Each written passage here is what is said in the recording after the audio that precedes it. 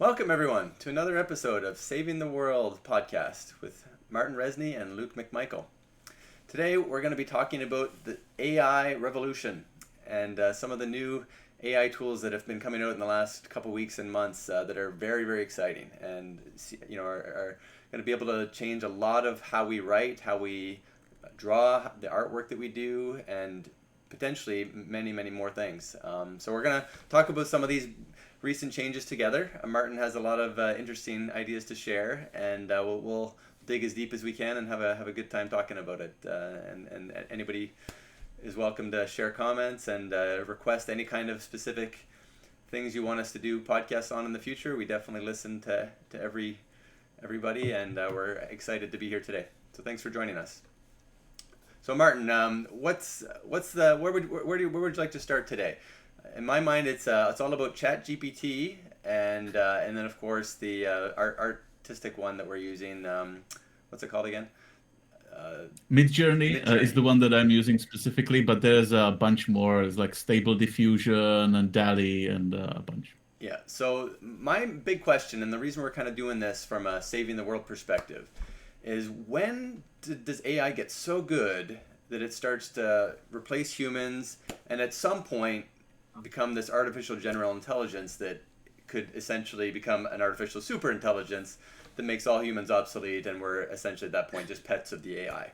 And that's kind of how we transition from where we are now to kind of that state where we're in harmony with the AI and we're working with it, together with it, and it doesn't kind of conquer us like evil AI overlords might do. Yeah. Well, I was worried for a second there when you say how we transition. I thought you're going to continue. It's like how we transition to be ruled by the AI and being completely useless. So I guess you have a different goal in mind for the future. So I would start with how we are becoming useless now with the tools that are available. Just like a very brief overview. So you already mentioned there's a ChatGPT is the one for the writing of text. Even though I have tried that one and it does have limitations, at least currently. Of course, the open question is what ultimate limitations a technology like that can have. But currently, it's not very imaginative. It doesn't have a personality. Maybe that's on purpose. Maybe it's because it's difficult to do. But it's a great compiler of facts, and it did figure out the sort of sentence structure and grammar and stuff. So I guess spell checkers are going to become even better using these general principles. In terms of graphics, it's mainly the one that I'm using currently for a while now. Even though it's very young, it's like 6 months, something like that these things exist, and already everything's different. So it's the Midjourney that I'm using is for generating AI images, and that I think does have more imagination apparently and personality than ChatGPT. So maybe AI generally can do it, or maybe it's easier in graphics than it is in text. But that's mostly because I guess because of the ultimately random nature of getting new visual ideas. I think even people maybe in their brain something just random short circuits in the brain, and two entirely different images collide, and that's how you think of a new image. So maybe that's just how neural networks even in our brain kind of work to generate images, and maybe because images are subjective in terms of interpretation a lot. So that's another thing, and I'm also currently using like stacks on stacks on stacks of AIs at this moment, and that's all NVIDIA broadcast. So that's like more hardware, like more lower level, more fundamental AIs. One of them is doing the background behind me, pretending that I'm in the mountains when I'm in an extreme flatland currently. There's an audio AI that's trying to remove echo from the room, which is kind of a big deal for me as a person who tries to do some voiceovers and stuff, because the only way to do that so far was to build a studio quite expensively that has perfect acoustics. And then you would have to always record in that studio. So that's kind of a big deal. Of course, it could do other things. It could remove noise and other, I guess, easier to fix things in other ways. And then, of course, my eyes are not actually looking into the camera at all at any time throughout this podcast. So I have fake eyes. I have fake AI eyes, and they're pretty good. Like I would have expected that they were more like funny googly eyes, and it wouldn't work, and it would be like really distracting. But in my experience, most people quickly forget that it's an AI thing, and they just kind of believe it and don't analyze it. So that works. And when I'm recording videos like voiceovers, I'm also using AI for a voice-activated teleprompter, where as I'm speaking, instead of it having a gradual, constant motion of the text, like just going by, which I kind of hate, and it never worked for me.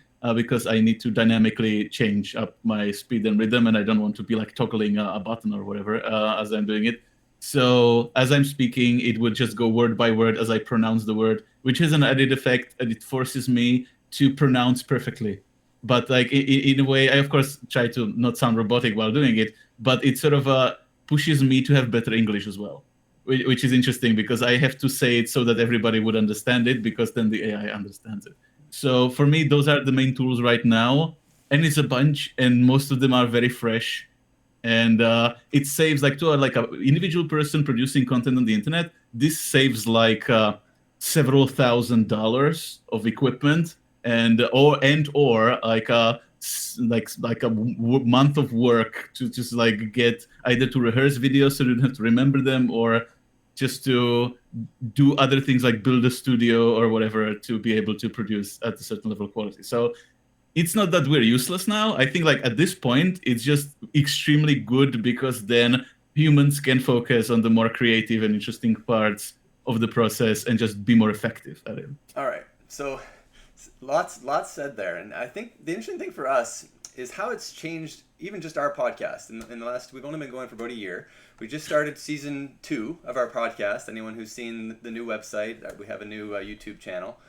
You're probably watching this there. So if you can just kind of see the transition of some of our early podcasts to what we have now, there's just a world of difference. And especially the graphics. Yeah, well, and also just the amount of time it takes us to kind of produce these things, where it might have taken hours and hours to put it all together, even though they weren't great. Now we can kind of do them, in minutes rather than hours. And all of our images on the website, savingtheworldtogether.org, have all been produced by Martin in just the last couple of weeks, kind of replacing all of our rudimentary stock ones with actual really cool auto-generated ones that are very unique just on that website. It's the only spot in the world you'll see these exact pictures. And so go check them out. Let us know what you think. I think their website's come a long way as well in just the last few months. It's very beautiful, and hopefully we'll get a lot more people viewing it and contributing to some of the ideas that we're putting there. So that being said, there's AI's, for me, has just been exploding. It's just really taking off.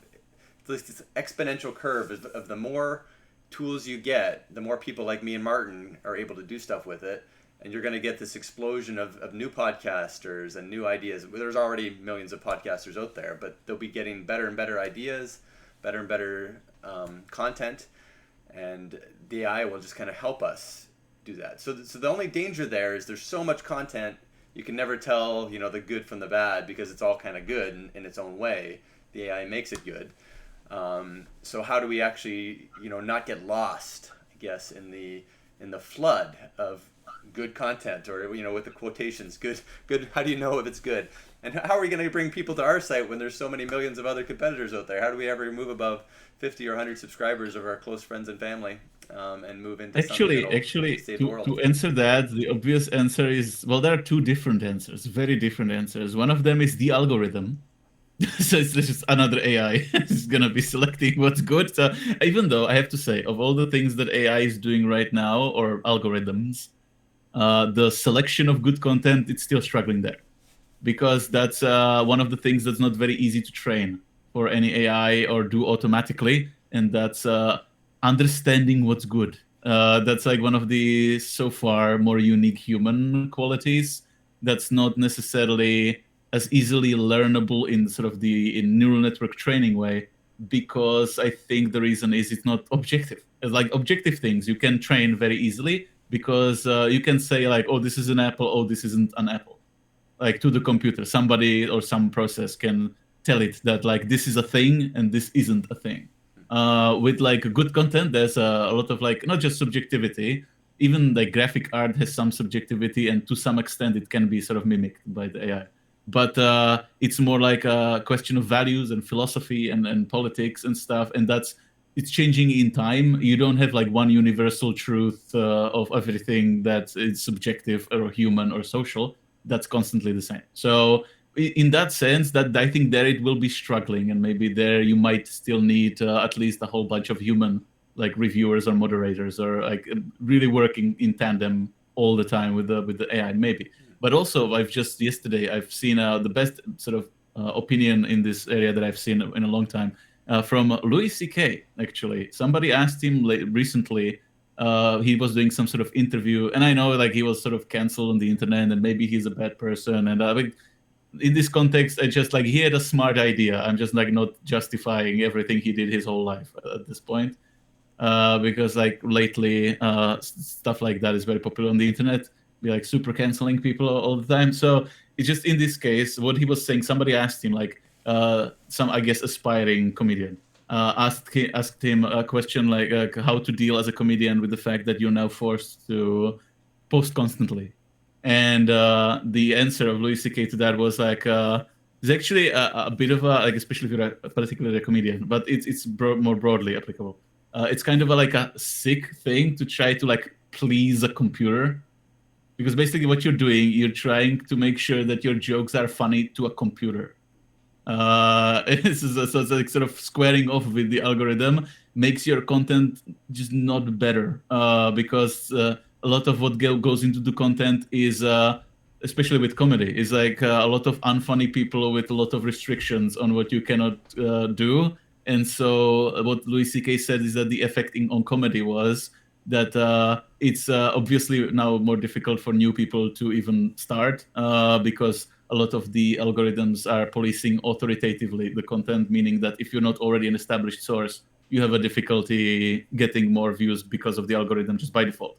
But also that even those who are like comedians who are already funny, that it sort of made them stagnate, because as that's like just trying not to piss off the algorithm, I guess, or like to stay within the confines of what it already allowed them.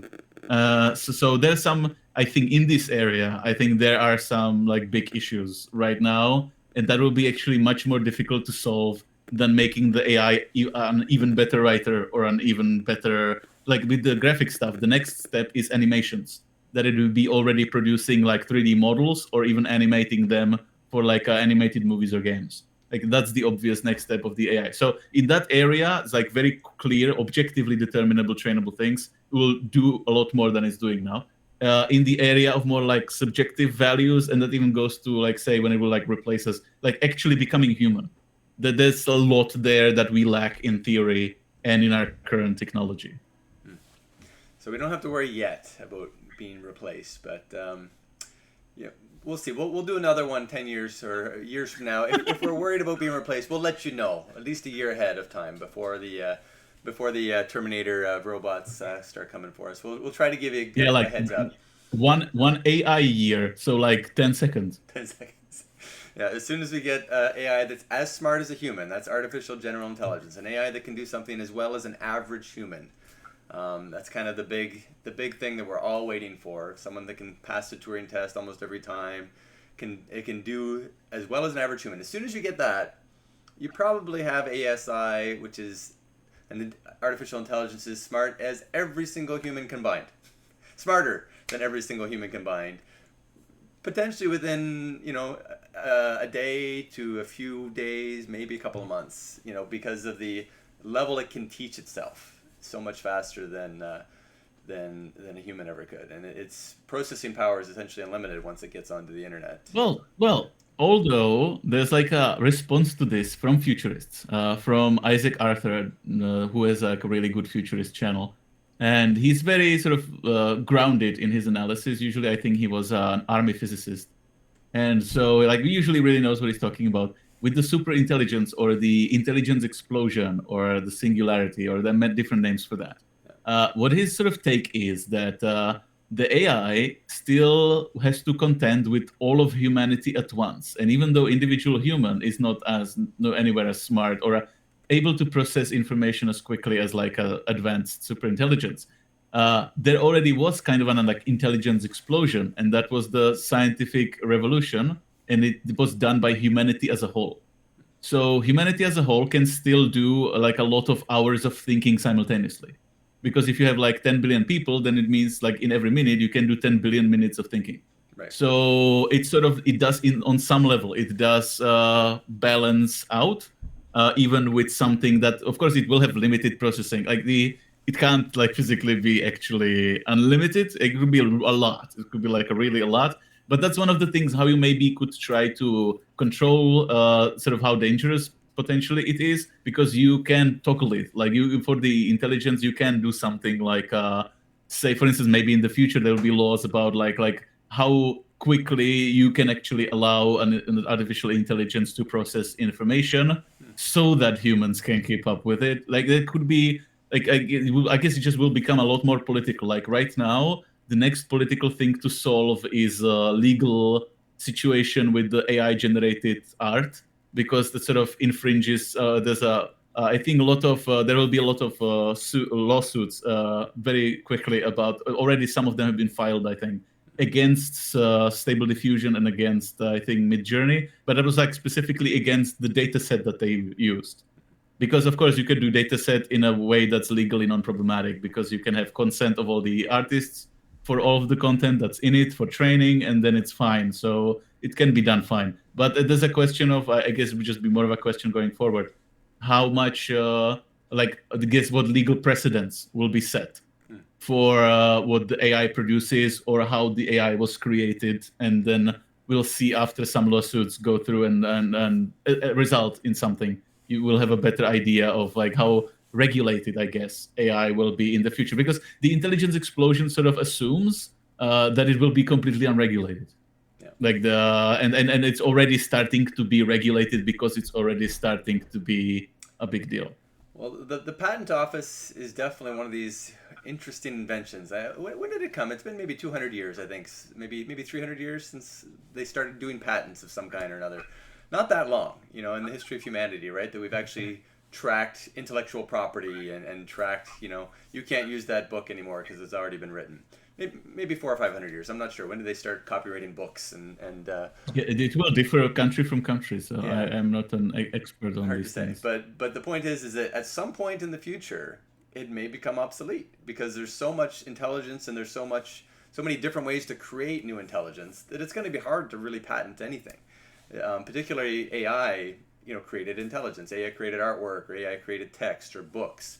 At some point, we may just kind of say to heck with it and not worry about patents anymore, and just kind of assume that all knowledge is shared kind of by all humanity, because everyone's rich enough that we just don't care about collecting proceeds or collecting money, from our knowledge, because the knowledge, when it's shared, it basically creates more wealth for everybody together, and that rising tide lifts us all. So some interesting concepts there. We can kind of loop back to the pillars of Protopia, and how this AI intelligence explosion can actually kind of help us move away from the monetary constraints of our past societies. Well, you already have open source movement, and it's not like it's done by a few hippies somewhere. Open source has been widely adopted by most of the largest IT companies today, because it has a lot of elements that make it more functional or like let's say more efficient or economical, or however you want to call it. It's sort of a point of perspective if you're a capitalist, of like how or what to maximize, but it's sort of unquestionable that the open source approach is maximizing things.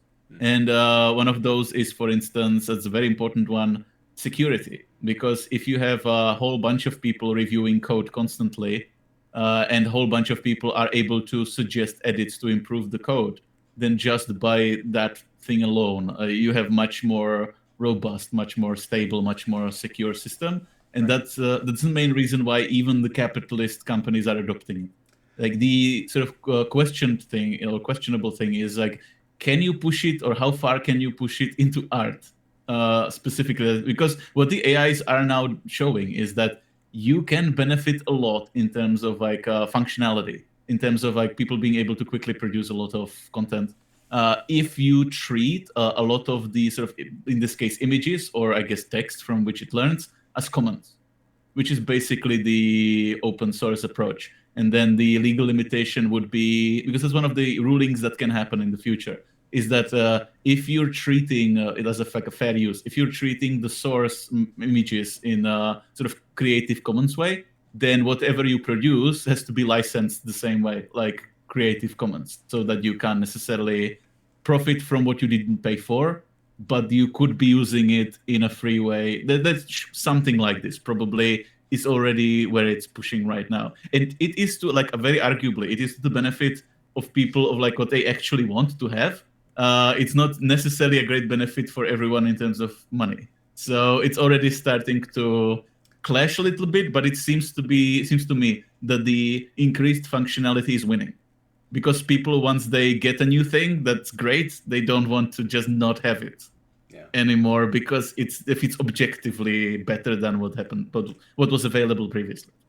Yeah, it definitely kind of comes back to my mind of how much does someone actually need, to be happy and to live a very full and happy life. And entertainment and the joy that comes from this AI-generated art, AI-generated movies, cartoons, AI-generated essays on how to make the world better, and all the things that come from it.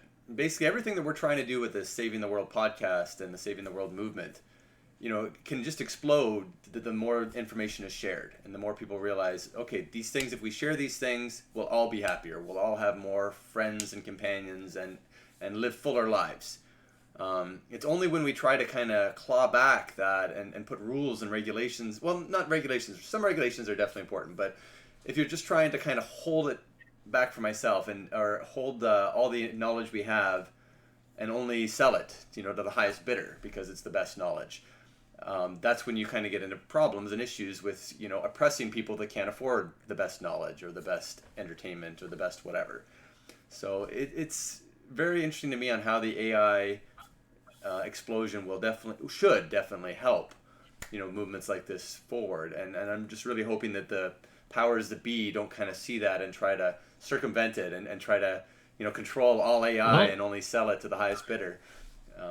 Well, it's kind of it really looks like for one thing, many programmers or professionals in the field, like I said, to some extent, really like the Creative Commons open source idea. So there's definitely no like universal pressure by all of the companies who are big money in IT or all of the programmers to stop this or what. That sort of, I think their philosophy is that the sort of that ship has sailed. And I think it already started with the internet, because like if you talk about equality between people in terms of access to culture, already movies pretty much are egalitarian completely ever since the internet and torrents became a thing, and music, because you can, if you don't have any money and you want to get music or movies, you can do it. It's just, we have a bit of a like currently, I think it's sort of the in-between step. It's currently sort of decriminalized, meaning it's like a bit of a sort of generally accepted gray area.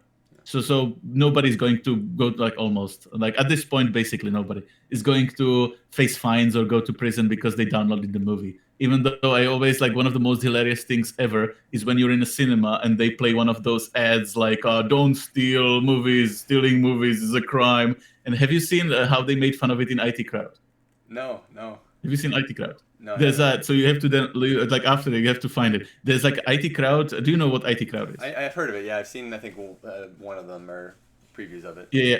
So they, in one of the episodes, they were watching a pirated movie, and there was the whole the ad for against piracy made by them, and it was a complete sarcastic mockery of these ads, and it's the best version of this ad, and it's just hilarious how the tone of it is pretty much exactly the tone of the actual ads. They just went a couple of steps further in the messaging in there. So it's sort of silly when you look at it, or historically when the corporations tried, I guess people who own theaters or whatever, tried to stop VHS tapes from existing. I guess actually it's one of the things that we actually learned at university. In the media and communications courses, you learn the history of media. It's just I studied it at sort of a funny time when I got my degree, but I guess in this field it's always like this. I got my degree before a whole lot of actually interesting things happened. So it was the history that I sort of learned there ended with an internet began a thing. became a thing. So it sort of ended there. But even before, you have seen that there's sort of repeated attempts to control the distribution of intellectual property in form of media cultural content, and it always fails. The attempt to restrict it, and like the oldest example is Edison made like first cinemas. I think it was called Odeon or something like that. And he tried to control movies, like that the people could only go to watch his movies in those theaters, like his own theaters. And there was even like back then, even some sort of like gangster type violence about it and stuff.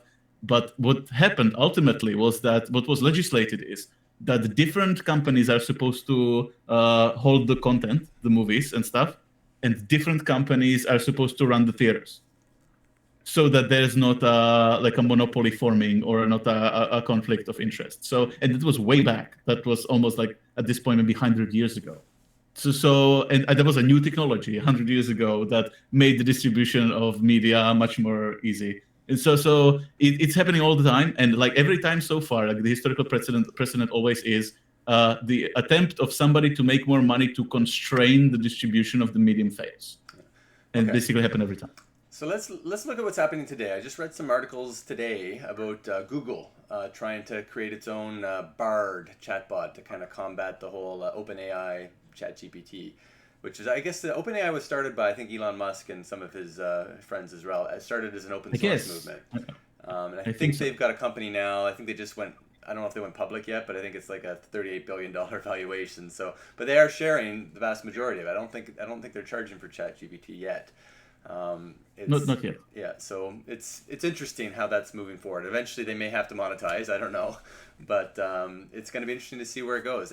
I think ideally, the best monetization is similar to any of the open source movement. Is you're paying for the service, to make it better. You're paying for the kind of the extra elite stuff. So the basic stuff's all free. You're just kind of paying if you want to go to the higher next level, and you pay a small amount if you want a little bit of service, and a large amount if you want a bigger service. So I think that could work very well, and we don't have to worry about any copyrights there. You're just kind of paying for the service. So that makes a lot of sense to me from almost every perspective. And even Elon's kind of the perfect example, whereas Tesla's and all the technology for all of his Teslas, I think it's all pretty much open source. They just make money because they're the best at creating Teslas, and they're the best at making these factories. It's hardware that they're making their money. But essentially, he's given away all his designs for just about everything, I think, to the world. If you have an idea on making a better Tesla or a better super heavy rocket ship to Mars, go for it. I'll share with you everything I have, and we'll build it together. So I think that could work very well for everyone in the world if we kind of follow that same open source policy and just continue to create better and better things together. But what was I going to say? So there's this battle between Google and their new Bard and ChatGPT, and they're kind of battling for supremacy as we speak right now, for who's going to be the future of AI and the future of development. And I don't know whether one of them is going to win, or like VHS beat Beta. It's going to be really interesting to see if one of them proves to be much better than the other, or if you're just going to get a whole spattering of different ones. Maybe some other startup companies that try to profit off of it. So what do you think? Is there going to be one winner, or is there going to be two winners, or is there going to be dozens of different AI companies that kind of evolve out of this? Well, that depends. There are already significant differences between the ones that generate the images. Those are the ones that I've sort of studied the most lately. And the differences are, it depends on what set you are using for training. And then, of course, you can still have different interface, enable different features. Like Stable Diffusion has more and different features than Midjourney. And they sort of are starting to become optimized for different things. Midjourney is like the optimization is ease of use. Like any noob can just sit down and just type a couple of words, and voila, you have like within a minute you have the graphic. And you can add some parameters. Like it's not that just one sort of size fits all approach.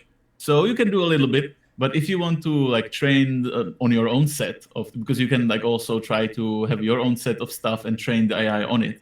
And if you want to fully customize everything about it, then you can use Stable Diffusion. So I think what would happen is you would end up much like in most areas with like at least like two or three different services that are for different types of people who need different types of things, because you can't make any AI generating tool, even if it's like generating text, you can't make just one for all purposes, because you have to train it to do something in particular. Like if you have the ChatGPT and you have it trained for facts, like gathering, collecting facts, that's very useful because it is that.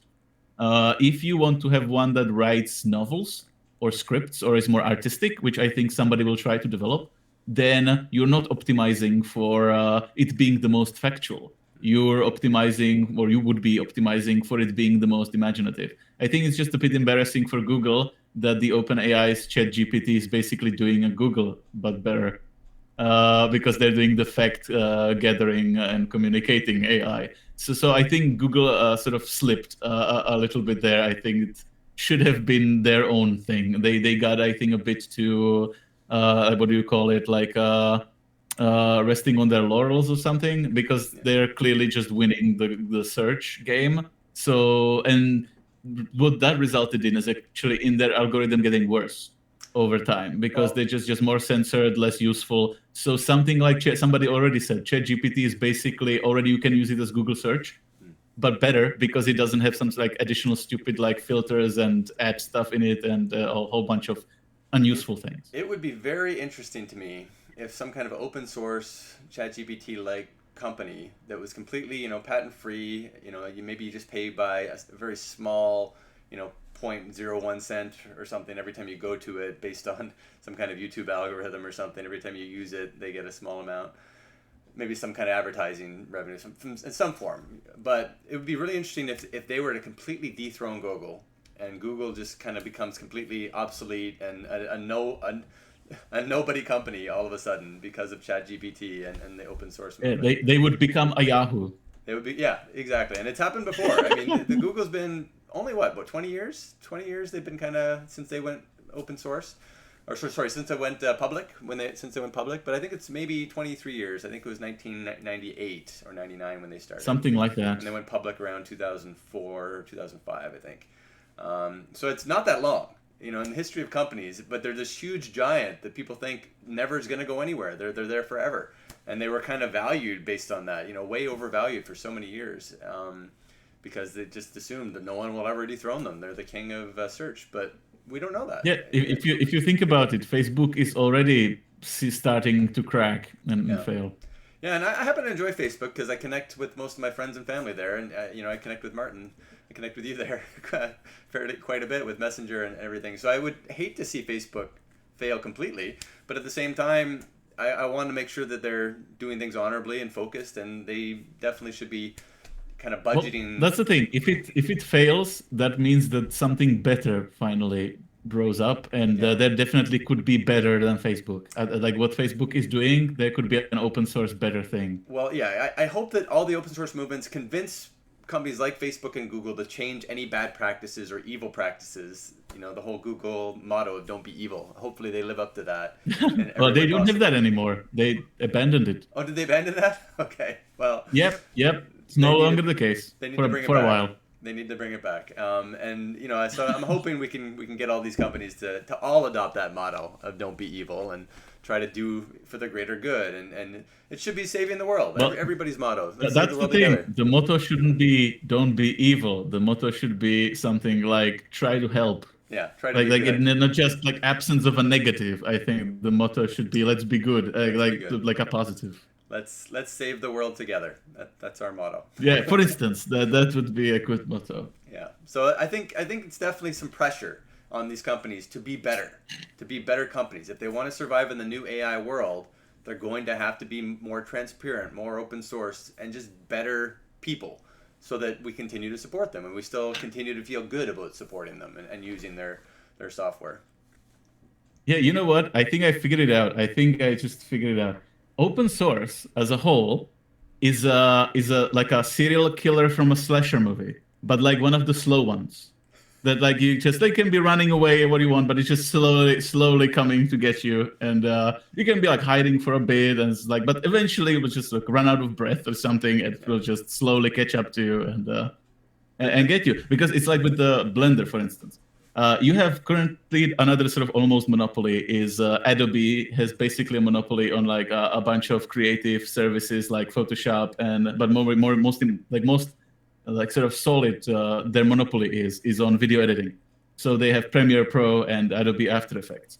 But Blender has been just gradually getting better, and Blender is for free and it is open source, and people constantly keep working on it, and it's just getting better and better and better. And it's like already a couple of years ago was for me almost unusable. Then just like 2 or 3 patches later, I can now use it just fine, and it's like every patch is sort of surreal experience. Like over a course of a year or so, I always said like, oh, I have to try to use Blender because I don't want to be using Adobe because I want to use open source tool.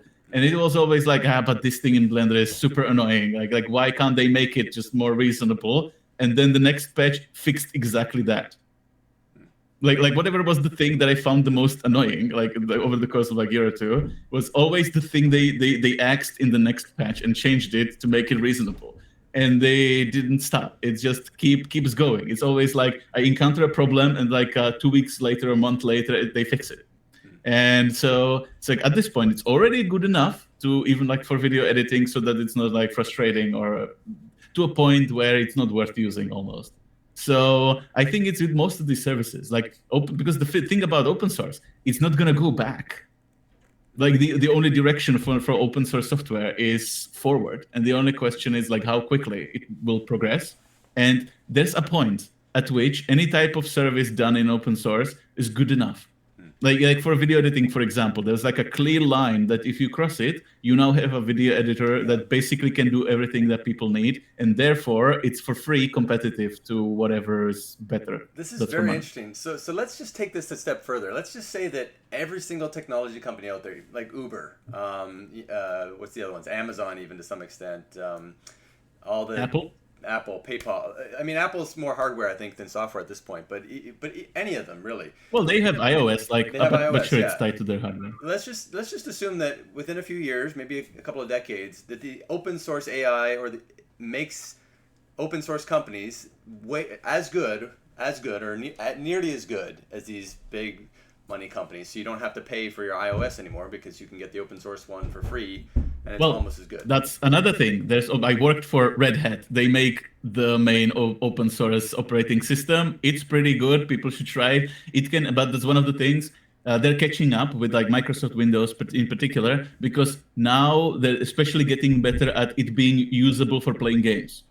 That was like one of the big deals for most normal people. And already you can play a bunch of mainstream big games, no problem, on some kind of Linux. Yeah. So Linux is the general name of the. So yeah, Linux is another one of those Jasons from the Friday 13th movie who was just coming to get all the other operating systems. Yeah. So the end goal is to have every single important technology company essentially replaced, or beaten out by some kind of free open source company that provides the service essentially for near free to everybody that wants it or needs it, and then the whole world has more access to this. Even open source internet at some point. I'd love to see some kind of program that gives everybody internet based on just the small amount of advertising that they watch as they get it. Actually, somebody reached out to me because of, I guess, one of my articles somewhere, and I forgot what it was called. I guess I'll try to find it out later. Remember it. There's some tools being developed for like you can create. I think it's Mammoth or something. You can create your own social media platform on open source. Interesting. Even that is now being developed, actually. And we definitely see it with the cryptocurrency as well, with open source currency, and we've seen a lot of problems with that, with wild price rigging, and with, of course, the huge ups and downs of Bitcoin. But I definitely see a future where we can have an open source currency that works. We can have a cryptocurrency that works. So we've talked about all the different kind of pillars of Protopia here, just linked to the AI perspective. There's a whole pillar focused on how to use AI responsibly and ethically, ethical use of futuristic AI to help us prevent apocalypse and prevent any kind of disaster that might.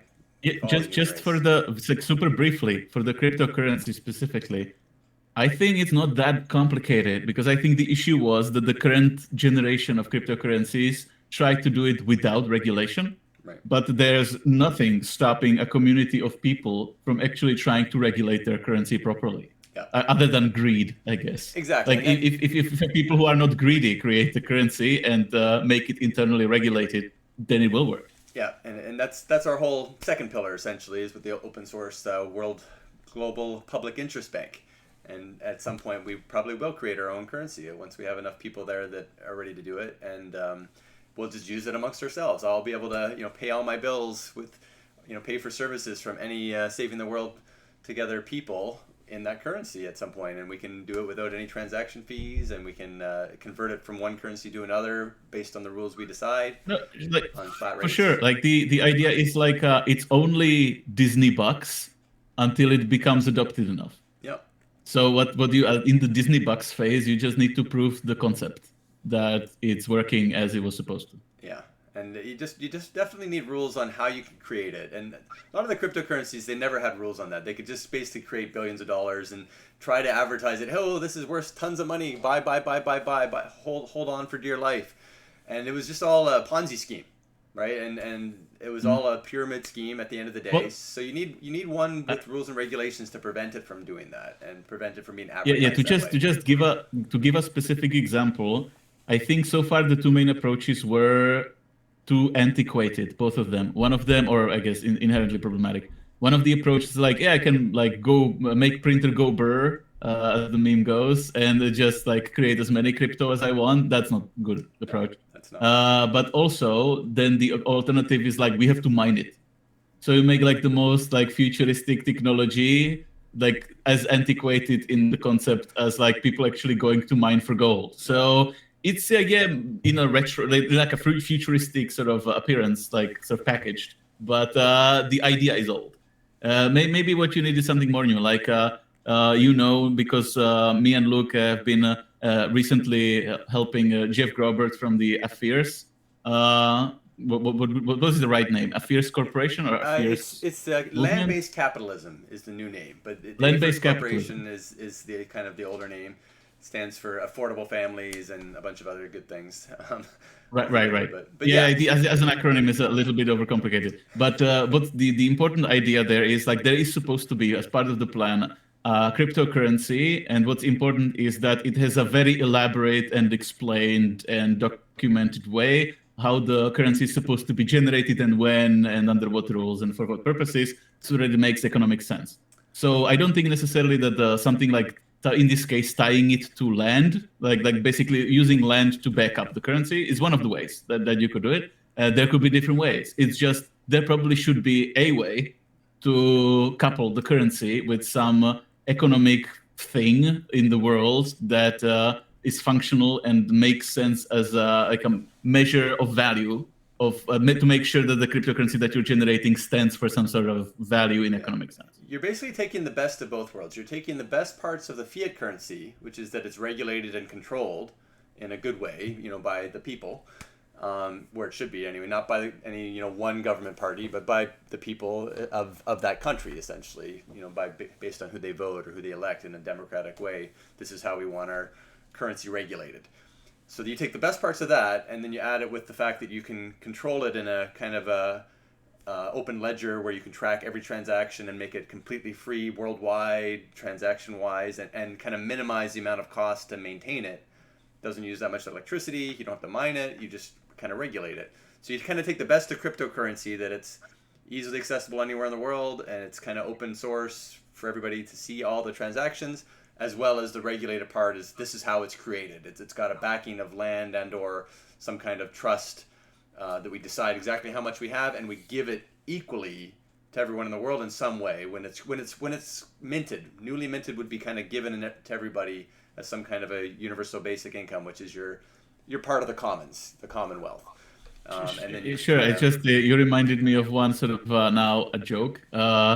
Do you know what was written on the communist banknotes? Like there was written like our money is covered by, like, what do you think they said that the money in the communist regime was covered by? No idea. The labor?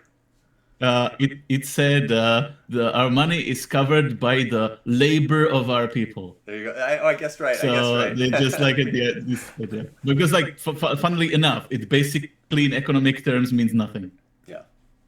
It's just like, it sounds good. It's like one of those things like, oh, it sounds like it's something, but like, so show me the math of what it means. And it basically doesn't mean That's the funny thing, is that we don't necessarily need labor anymore because the AI is doing it all. The robots will be doing the labor. So what we really need is, I mean, land I think is always going to be there to some extent, but and maybe just the trust, the trust of the people that this is worth because this. Yeah, because just if the idea is like, if you try to think about it as the comrades really didn't, like if your maxim is like, so if like the harder we work, the more money we have, so the incentive is to work like uselessly hard so that we have more money, or it was because like the result actually was, it makes kind of sense. The result actually was a lot of made up work because everybody had the right to work, so everybody had to work. So they made up a whole bunch of work so that everybody's working all the time and most of the work was unproductive. Yeah. So in economics terms, so yeah, maybe not that. That's not like the way of the future. But I was just using as an example, like it could be different things. It's just the thing that you base it on has to make sense. Like it actually has to be a productive economic value, which doesn't have to be gold, like specifically. It doesn't have to be an object. Could be land. I think the land idea is one of the best ones so far that I've heard. But it could be like, so what do you think? Like, what do you think that could be some other economic thing that you could base a currency on? Well, the other idea I had for the global public interest, so land is one, but also the best, let's just say the most, what do you call it, sustainable companies in the world. So you can buy their stock, essentially, and you can kind of use that stock as kind of a base for the currency to some extent. You could say theoretically create currency to buy companies that are doing good. So you kind of own a portion, or you could say that every company in the world that wants to register to be a good ESG company, environmentally sustainable governance, that they give 20% of their stock to the World Bank for everybody. So everyone in the world gets a portion of that, so that they would want to buy from that company and they would want to support that company because they own 20% of it as part of the world commons. So something like that, where every good company in the world gives a portion of their proceeds or a portion of their stock directly to the world population for supporting them and for trying to keep them accountable. So. Yeah, I think it's just the if you're doing some sort of like a dividend like this, like a universal basic income type thing. Yeah. I think the issue is like inflation. Usually there has to be some like inbuilt mathematical mechanism in the generation of the currency and or setting of the prices. Yeah. So that the companies don't go like, so everybody has more money now, so we increase price. Exactly, and that's something that the Creative Society, another company we've talked about, or another organization we've talked about in the past, is hoping to do. They wanted to give like a universal basic income of $100,000 a year, US, to everyone in the world, which to me it seemed kind of crazy and undoable, but they're trying to rationalize how it could be possible if you kind of set prices and kind of somehow say that you have to kind of incentivize the right production of things. Right, so you have to kind of set prices high enough that people still want to produce it. They have to be able to produce it for less than the cost you set, I guess, which is the challenge, because you might not be able to hire people if everyone has money, so your costs go up to produce a certain thing. So I'm definitely going to work with them to try to figure out how to do that. I think the issue there, I have just recently seen an interview with Michael Mellis. I think I mentioned it before. It's like a sort of famous anarchist or objectivist, or how do you call it, like people who like Ayn Rand. And so he like wrote a book recently about how exactly the Soviet Union went bad and how bad it was. And it was actually a lot of interesting information, even for me as a person from like post-communist country in there. So it's like he did a really good job with it. And he explained what the like part of the problem with like setting prices in the sort of controlled economies in the Soviet space, or like sort of the communist or socialist republics. The issue was that the market forces are supposed to tell you what the right price is. If you decide what the right price is, then how do you know that it is the right price in any like economic sense? Like what I like, for instance, in the land-based economy, there are many sort of mechanisms that are trying to control as like the whole thing is gaining more land and redistributing something on the basis of the land. There's like a clear explanation of like how many the VIP dollars or coins are supposed to be minted when, why, and how, what effects it's supposed to have on like inflation or deflation in that case. So there's some sort of I guess it's a work for an economist. Like there has to be some like a whole mathematical economics thesis And it's just in most of these ideas, like unfortunately, I don't think that the people developing them are good enough economists to Well, be able to do the math and know what's going to happen. but part of the interesting thing, so you kind of need your basket of goods, and you definitely have to be careful what you put into the basket. So you really want to just make sure everyone has enough food, healthy food to eat. Shelter is kind of part of your basket of goods, your home. So you want to kind of make homes as efficient and cheap and sustainable as possible. And there's lots of new 3D printing of homes and things like that that'll make it cheaper and better. So definitely need to include that in kind of your price structure and setting of that price for how much should it cost somebody to live somewhere. And so you've got the structure of the home, you've got the land the home is on, you've got the food that does it, and then you have energy, kind of supplying that home with heat and electricity. So those are kind of your four basic costs. So as long as you can kind of get those costs provided or produced in some way less than the price you set, and that's where you have to kind of constantly evaluate what's a good price for this particular kind of commodity, this basic wheat, basic healthy apples or oranges or whatever. To get that to the people in this land, in this area, what's a fair price? And you kind of, you set it there, and you might have to kind of change it a bit over time, but you'd rarely change it. You kind of have to have a reason to set it. So you set it at that price, and any company that can make it less than that price, that's still a decent quality, will make more money. And the people that try to charge more than that, so then it becomes kind of a quality issue. You have to kind of be at this price and produce better return quality. it, but to return to the AI, maybe an AI could do this. That's exactly it. So that's why. In most science fiction futures, you have an AI that's doing the sort of planning. So it's like an interesting, you could do sort of like a neo-socialism in this way, or at least like centralized control, quote unquote, centralized control that humans aren't able to do, but that an AI algorithm that's adaptive and thinking at the speed of light could maybe figure out in real time. So the basic idea is you have every community of whether it's 1,000 or 100,000 or a million people, you have some kind of AI that says this people need this many homes, this much food, this much healthy materials, this much clothing, this many iPhones.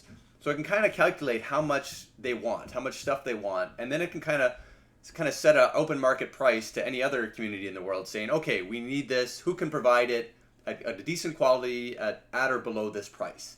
And whichever kind of company comes in at the highest bid, it's constantly adjusting it accordingly to keep it from price gouging or to keep the supply relatively stable for that particular community. And you can kind of just expand that to the whole world. But do you realize that is the beginning of the AI overlord? Perhaps, but again, the AI has to be regulated too, and you have to make sure its goal is just to make sure everyone has what they need and what they want.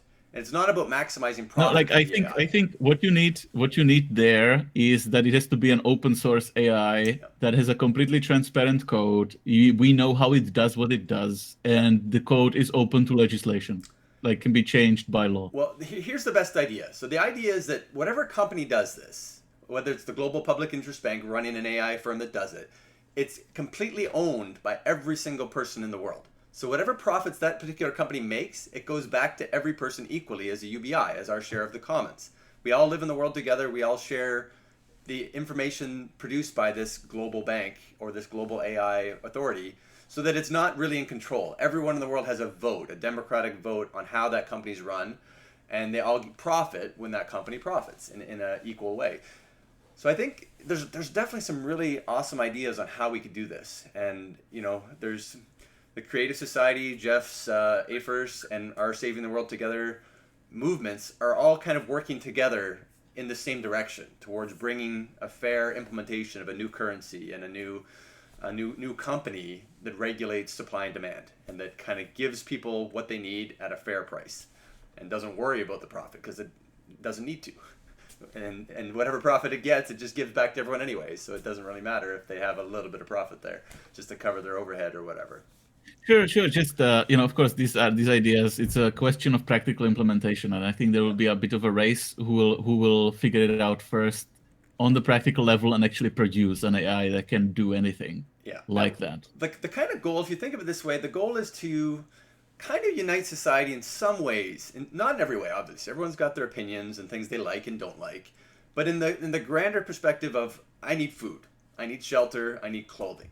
What's the best way to give this for our global family? Just like if I think of my family, I've got 6 kids, and I've got lots of siblings and cousins, and we're all trying to help each other. We take family reunions. What's the cheapest way to have a family reunion together and we can all enjoy each other's company?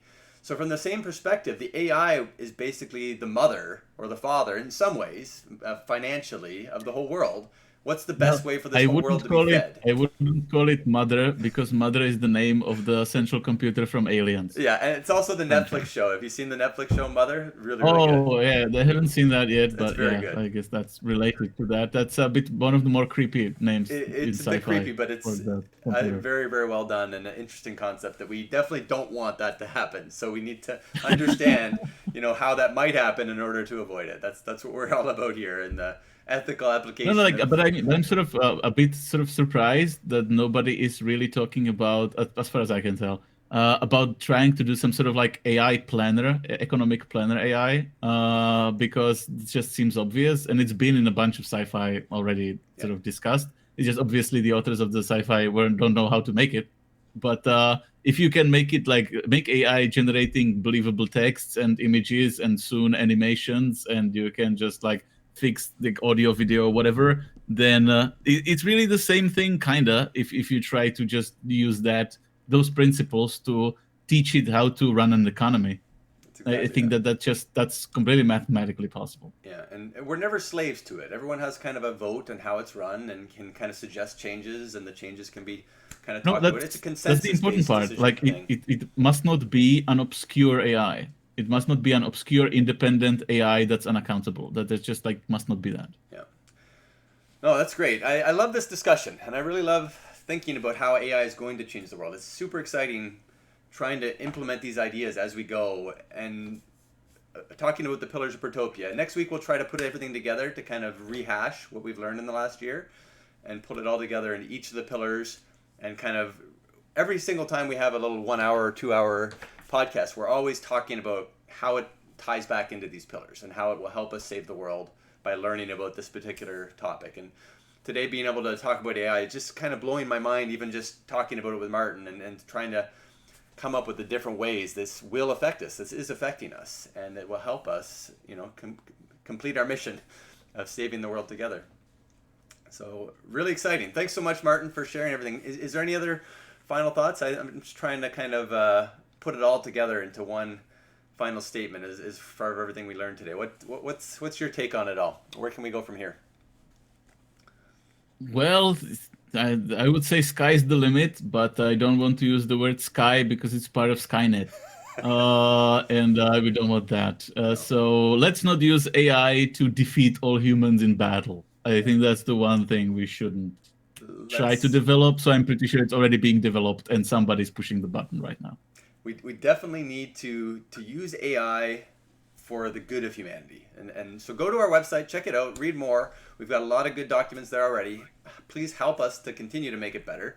There's lots of organizations out there doing similar things. Get involved in any way you can to make sure AI goes in the direction we want it to go, and that it works with humanity and not against humanity. And that it's for the greater good of all humanity and not just the greater good of those 1%ers that control it and use it to control all of us. And tell us what to think and tell us who to vote for and tell us, how to live our lives. We want to make sure AI does not gain that kind of power over us, and that we understand how to get the benefits of it without giving up our freedom in payment. So help us out. So just to be clear, our website is savingtheworldtogether.org. Yep. And like, comment, and subscribe. Like, comment, and subscribe, and let us know what you want us to talk about next time. Thanks so much for joining us today. We really appreciate all your feedback. Thanks so much, Martin, for your comments today. This was extremely entertaining and interesting for me to kind of wrap my head around the whole new AI revolution and how it's happening right before our very eyes. So we'll talk to you again soon. Thanks again, everybody, for joining us today, and let's save the world together.